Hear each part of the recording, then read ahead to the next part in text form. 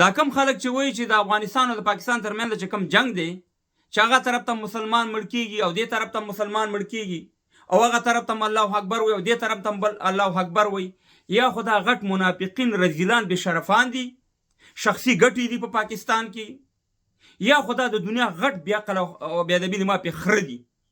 زه راځئ د یو مولانا صاحب ویډیو در باندې ګورم، بیا زه خبرې در سره په دې معامله کوم، ځکه زمونږ بعضې وطني ګلخانان پاکستان سره د همدردۍ یا دلته شخصي ګټې دي د هغې په وجه سره کم خبرې کوي. خو اول د دې مولانا خبر واورئ.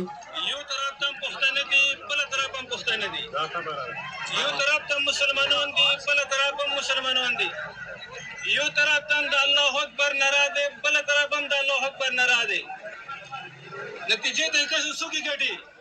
ښه مولانا صاحب، ته زه پوهېږم چې ته د مقبوضه افغانستان خیبر پښتونخوا یې، پاکستانی، ته د نر غوندې پاکستان سره ودرېږه، خو دا مه وایه ځکه چې دا د اسلام په خلاف باندې دا خبره ته کې، ځکه چې یو دوو کسانو ترمنځ د جنګ وي خامخا پکې یو ملامته وي، یا به افغانستان ملامته وي یا به پاکستان ملامته وي. نو ته قربان شم غوسه فیصله وکړه.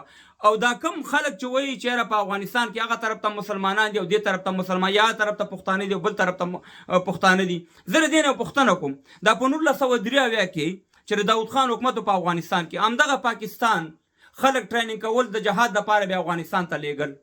زما ملي اردو زموږ د افغانستان ملي اردو مسلمانه وه که مسلمانه نه وه چې الله اکبر ویل اسلامي جمهوریت افغانستان و، نه په افغانستان کې روسیه و نه په افغانستان کې امریکانۍ و.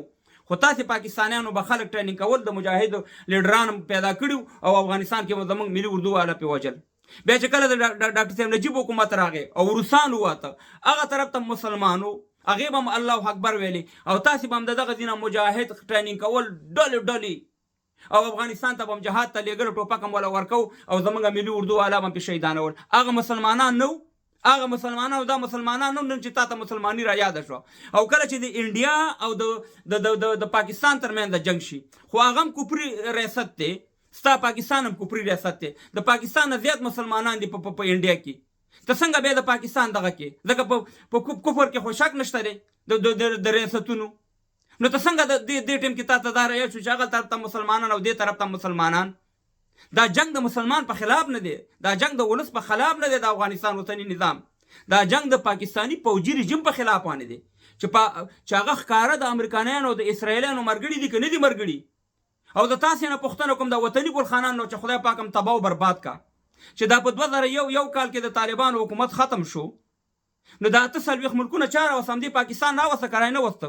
په هغه وخت کې هلته مسلمان نه په افغانستان کې، زمونږ خویندې میندې بچیانې نه وو چې په جوماتونو په مدرسو په افغانستان والي بمبار کېده.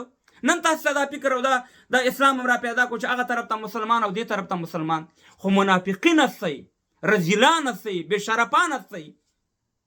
ښکاره خبره ده چې د افغانستان حکومت اوسنی چې دی هغه اسلامي حکومت دی، هغه شرعي حکومت دی، او دلته چې دی دا کفري قانون دی. نو ښکاره خبره اسلام تا ته څه وایي په دې ټیم کې ته قرآن ته رجوع وکړه، ته اسلام ته رجوع وکړه. خو تاسې خپل شخصي ګټې هستئ، که مولیان هستئ او که هر څوک هستئ، د خدای په قهر ککړ شئ، ځکه دلته د خلکو په سترګو کې اغذیه اچوئ چې نشئ کولی د پاکستان په خلاف خبره، خاموشي اختیار کې به دا بهتره خبره ده. خو منافقت مه کوئ، رذالت مه کوئ، په دې دواړو کې به خامخا یو ملامتی.